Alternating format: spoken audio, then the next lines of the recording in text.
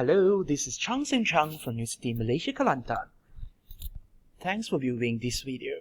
This video is made for Conference on Tropical Resources and Sustainable Sciences 2.0 or CITRES 2.0. We are CT-00115 under the theme of Environment. First of all, we would like to thank TNP Research for funding our participation in CITRES 2.0. We are going to talk about mineral identification on sediments of Pergao Dam intakes. This is the presentation outline. As we know, organisms are made up of cells. Then what is the building block of the rock? I'm sure most of you know it's the mineral. Cells build up organisms, while minerals build up rock. This is the Pergao Dam. This rock exposed to flowing water, to heat and wind. So this is what we call weathering. Well, when weathering happened, especially the chemical weathering happened, and the physical weathering, which disintegrate the particle into smaller particle and floating and following the river flow, and at last settle down, it will become sediment.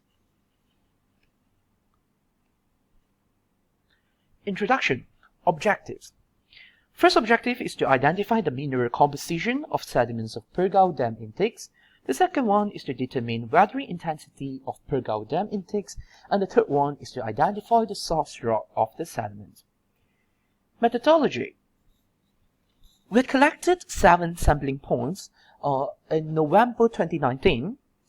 At the 7 point, the first one is Long 1, Long 2, Renyuk 1, Renyuk 2, Renyuk 3, Suda, and Terang.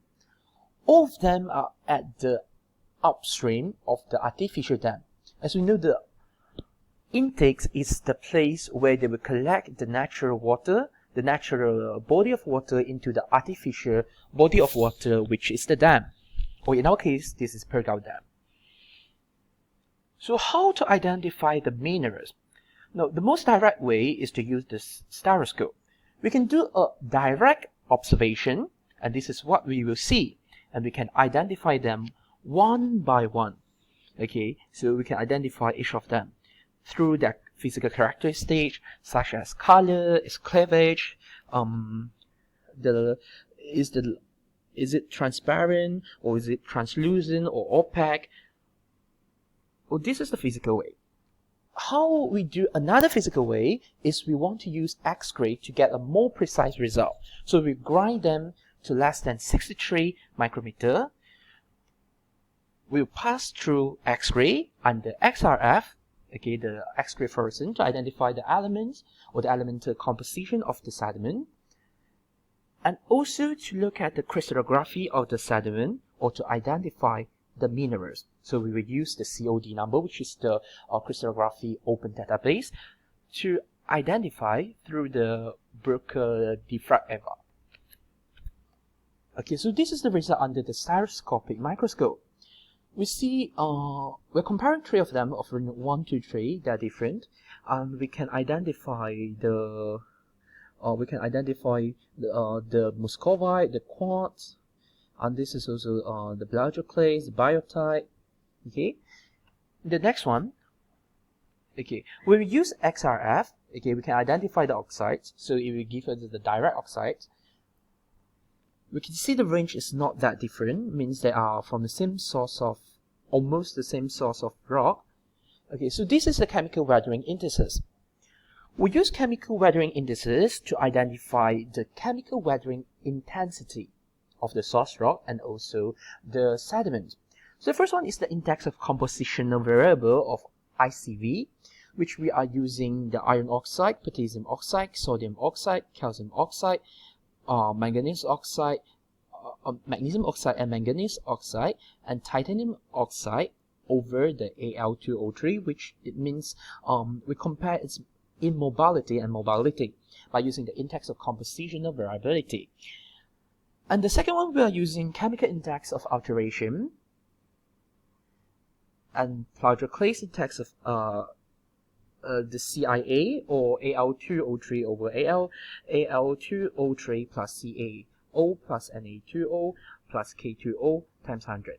So this is the chemical index of alteration. Then product class index of alteration, which we use Al2O3 to minus K2O, and aluminum oxide to plus calcium oxide, sodium oxide, and minus the potassium oxide times 100. And the chemical index of weathering CIW is using aluminum oxide over aluminum oxide plus calcium oxide plus sodium oxide times 100. And the weathering index of Parker is using 2Na2O over 0.35 plus MgO over 0.9 plus 2K2O over 0.25 and plus CaO over 0.7 times 100, which we are giving them a ratio of each of these factors. Okay, so the Raston ratio RR is using SiO2. It's a very simple formula by using SiO2 over the Al2O3, and the index of alteration is using Al2O3 plus Fe2O3 over Al2O3 Fe2O3 plus SiO2 times 100, and the Woods residue index is using aluminum oxide plus potassium oxide over sodium oxide plus calcium oxide plus magnesium oxide times 100, and the silica titanium index is SiO2 over the silica over titania divided by silica over titania times alumina over titania times silica over alumina and times 100. So this is the result of the chemical weathering intensity. As we can see, the intense is not those intense, means it's not that intense for the condition in per Gulf dam intakes. So it's mostly between unweathered to slightly weathered. So this is the result we get from the XRD by using the X-ray method as well, but this one is using the diffraction, so it will give us the graph, the diffraction graph. So this diffraction graph, we will identify each of the mineral through the chemical filter. We'll filter one by one. For example, we are getting a silica. Okay, if we get a silica, or for example the quartz, we use SiO2. We search for the COD number, which match most of the characteristics of this quartz. So we have already identified the quartz K-feldspar, which including autoclase, microcline, sanidine, pelagiclase, albite, oligoclase. In the group of pelagiclase, we have albite, oligoclase, andesite, labradorite, and bitolanite, and orthite. And the group of biotite, we have biotite. We have only biotite. It's a separate one. So we have biotite, muscovite, bisphene or titanite, apatite, zircon, epidot, tourmaline of specific. Here we have fortite, clinosite, monazite, chlorite, which include clinocol, camosite, pananite, and the cerussite that we have is illite, paragonite. And the iron minerals are goethite, hematite, magnetite, ilmenite, and aluminum minerals such as gypsite and dispho. Not such as, but this is those are the minerals that we have identified through the X-ray diffraction. So this is how we classify when we have all the data. Okay, especially the important one is the quartz alkali feldspar. Okay, we have the alkali feldspar, and then we have alkali feldspar is the K-feldspar. We have the pelagiclase, which include all this albite, oligoclase, and the sign labradorite, bitolanite, and orthite. So the alkali feldspar include this autoclase, microcline, and sanidine. Okay, we put them and we normalize them into a graph. So this is what a graph. This graph is created in 1967 by Strankinson. We also call this is commonly called a QAP diagram in geology, for us to identify the granitoid rock. This is why we use a granitoid rock, because after our chemical weathering indices, which indicate the unweathered or slightly weathered, okay. And the second one is because very important under the direct observation under the stereoscope, you can know that this assemblage of minerals show a granitoid rock, or simply we call granite, but we have more specific granite, so we put into this classification method to identify what type of granite is there. So we have identified the quartz monzonite and quartz monzodiorite as the main of this.